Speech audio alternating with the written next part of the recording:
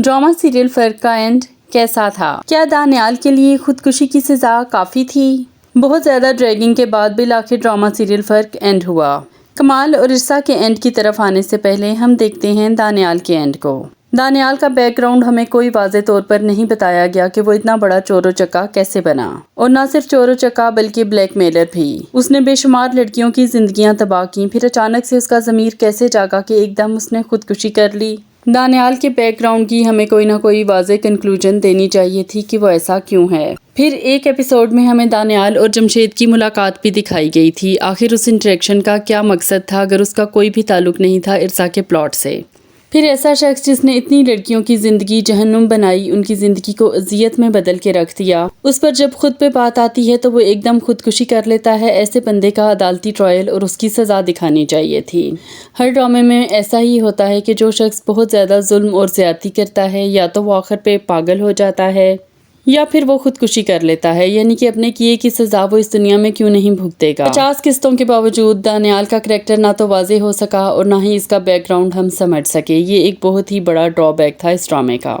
ना ही दानियाल और जमशेद की मुलाकात, जो आखिर तक हमें लगा कि कोई ना कोई वजाहत उसके बारे में मिलेगी, ना मिली। फिर दानियाल और इरसा की जो पहली मुलाकात वाला सीन था जिसमें दानियाल ने फॉलो किया था इरसा की गाड़ी को, वो प्लान था अनप्लान था, इस बारे में भी हमें कभी कुछ नहीं बताया गया। इरिटेटिंग किस्म की बानो को जो हमने 50 किस्तों तक बर्दाश्त किया सिर्फ इस आसरे पर कि अब वो इरसा के लिए कुछ करेगी, शायद अब वो इरसा के लिए कुछ करेगी। बानो को 50 किस्तों तक हमें दिखाने का आखिर क्या मकसद था, ये भी समझ नहीं आया। ड्रामे की जब इतनी ड्रैगिंग की जा रही थी तो अच्छी खासी स्टोरी बन सकती थी, जो कि नहीं बनाई गई। आइजल जिसकी हरकतें पहली एपिसोड से ही मेंटली रिटार्टेड और नीम पागलों जैसी थी, वो एंड वाली एपिसोड में एकदम बगैर किसी ट्रीटमेंट, बगैर किसी कंसल्टेशन के कैसे नॉर्मल हो गई। 20-21 साल की उम्र में उसने अपना छोटा सा भाई भी एक्सेप्ट कर लिया। यही नहीं बल्कि मजीद बहन भाइयों की तवक्को भी है उसको, हालांकि खुद अब उसकी शादी होने जा रही थी। फिर फजूल किस्म के ट्रैक्स डाले गए, आइजल की खाला का ट्रैक जिसका कोई सिर पैर नहीं था, फिर फायजा वाला ट्रैक जो स्टार्ट में था उसकी तो चलें फिर भी कुछ ना कुछ समझ आती है, लेकिन फरियाल वाला ट्रैक जो इतनी एपिसोड्स तक हमें दिखाया गया उसका क्या मकसद था। ड्रामे की कहानी बहुत ही बेहतर लिखी जा सकती थी और सिचुएशंस को अच्छे तरीके से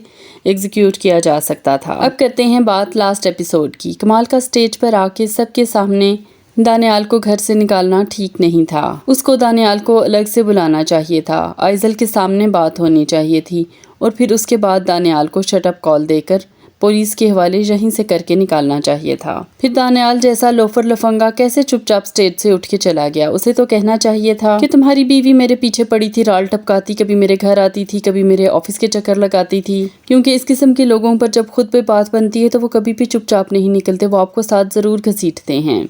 फिर वही के दानियाल की शराफत समझ से बाहर थी। इरसा और कमाल का एंड अच्छा था, आखिर पे इनकी हैप्पी एंडिंग और बेटा भी कमाल को मिल गया। फिर कमाल को जो अपनी गलतियों की रियलाइजेशन हुई, अगर तो जिस दिन शादी हुई थी कमाल की और इरसा की, कमाल उसी दिन अपनी मरहुमा बीवी की सारी तस्वीरें हटा देता और इरसा को कहता कि मेरी जिंदगी में अब सिर्फ तुम हो और कोई भी नहीं, तो इरसा कभी भी उन रास्तों पे ना चलती जिन पर वो चलने पे मजबूर हुई। ओवरऑल लेकिन इस ड्रामे को देखने का हमें मज़ा आया क्योंकि सहर खान और फैसल कुरैशी की एक्टिंग बहुत ही अच्छी थी। फिर इरसा जितना भी इरिटेट करती थी दानियाल के पीछे फिर के लटक के, वो भी इन द एंड हम इंजॉय ही करते थे। और एंड पर इरसा ने सब कुछ एडमिट करके और कमाल को बर वक्त बताकर जो आइजल की ज़िंदगी बचाई है, वो इस ड्रामे का एक और प्लस पॉइंट है। इरसा का करैक्टर शुरू से ही बहुत ही स्ट्रॉन्ग था, वो अपने डिसीजंस खुद लेती थी और टाइम पर लेती थी। एक और करैक्टर जो बहुत ही कंसिस्टेंट रहा थ्रू आउट द ड्रामा वो कमाल का था। फर्स्ट एपिसोड के फर्स्ट सीन में ही हमने देख लिया था कि ये शख्स अमीर होने के बावजूद बहुत ही रहमदिल है और ये चीज़ हमें आखिर तक देखने में आई। रही बात इरसा का अफेयर चलाने की, तो वो हम आपको बता चुके हैं कि इरसा जमशेद के केस में देख चुकी थी कि कमाल कर ही क्या सकता है, इसलिए उसने मज़े से एक अफेयर और भी चला लिया और कमाल कुछ भी नहीं कर सका। वैसे आजकल वैसे ही रिश्तों के इतने मसले हैं तो कमाल को इतनी यंग और खूबसूरत बीवी मिलना वैसे भी नामुमकिन था इस एज में, और फिर तीसरी शादी करना भी तो जाहिर है इतने बड़े स्टेटस के बंदे के लिए ठीक बात नहीं है। आपको फर्क ड्रामे का एंड कैसा लगा हमें ज़रूर बताइएगा।